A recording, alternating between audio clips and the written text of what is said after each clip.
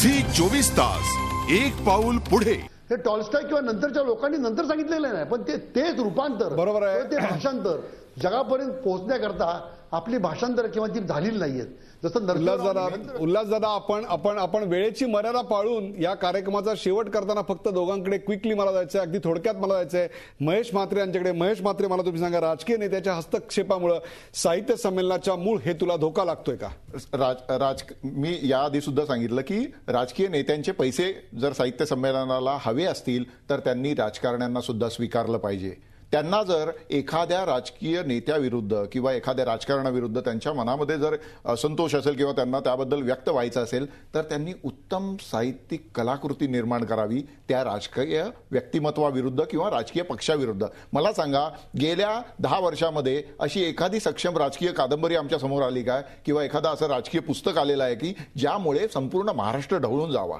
या साहित्यिकांमध्ये ज्यांच्या दम नाही आहे हे लिहिण्याचा, तेच फक्त आपली मुक्ताफळं उधळून राजकारण्यांना विरोध करताना दिसत आहेत. तर हे सगळं विरोधाभास दिसतोय. एकीकडे त्यांच्याकडून पैसे घ्यायचे आणि दुसरीकडून त्यांच्या उपस्थितीबद्दल आक्रोश व्यक्त करायचा. हा काही न्याययोग्य वाटत नाही. याच्यामध्ये हा काही न्याययोग्य वाटत नाही. एक वेगळा विचार आहे. आपण शेवट करताना जातोय अरुण साधू यांच्याकडे. अरुण साधू, मला तुम्ही एक सांगा, या कार्यक्रमाचा शेवट करताना आपण अनेक संमेलनं पाहिलेत, आपण संमेलनाचे अध्यक्षही होतात. गेले 2-3 वर्ष आपण या विषयावर बोलत नाही आहात. आज आपण आपलं मौन सोडलं, ही फार चांगली गोष्ट झाली. महाराष्ट्राला तुमचे विचार, अतिशय परखड विचार ऐकायला मिळाले.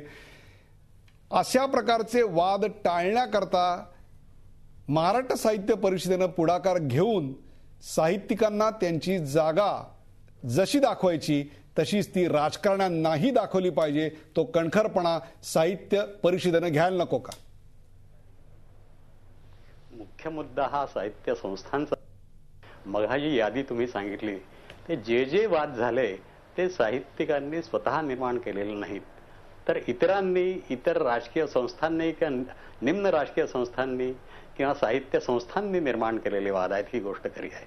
दुसरी गोष्ट, आता बाकीच्या प्रश्नांची उत्तरं देण्यात खरोखरच मला रस नाही, कारण ह्या चर्चेमध्ये मी उल्हास पवारांचे आभार मानतो. आणि खरं म्हणजे त्यांनी नरसिंहराव आणि यशवंतराव चव्हाण यांचं नाव घेतलं, त्याच्याबद्दल मला हेवा वाटतो. मला ते प्रथम घ्यायचं होतं. असो, परंतु एक गोष्ट खरी आहे की अशा तऱ्हेच्या चर्चेने, अशा तऱ्हेच्या वादांनी साहित्यिक हे क्षुद्र बनून जातात.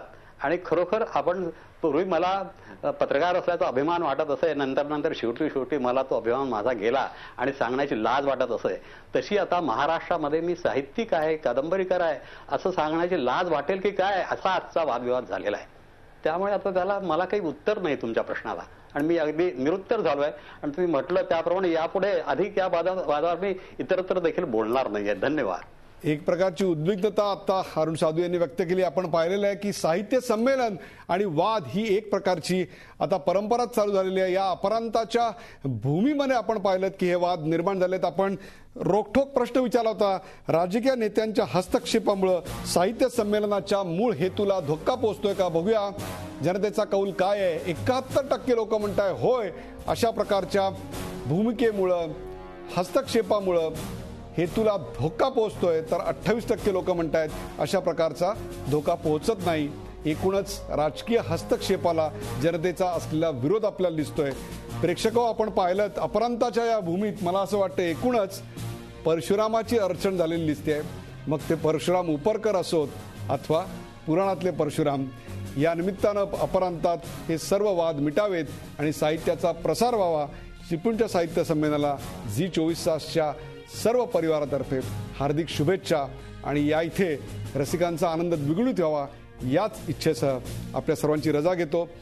माझ्यासोबत असलेले माझे सर्व पॅनलिस्ट अरुण साधू, उल्हास पवार, कुमार सप्तशी, महेश म्हात्रे यांचे पुन्हा एकदा धन्यवाद. ताज्या बातम्यांसाठी पाहत राहा झी 24 तास.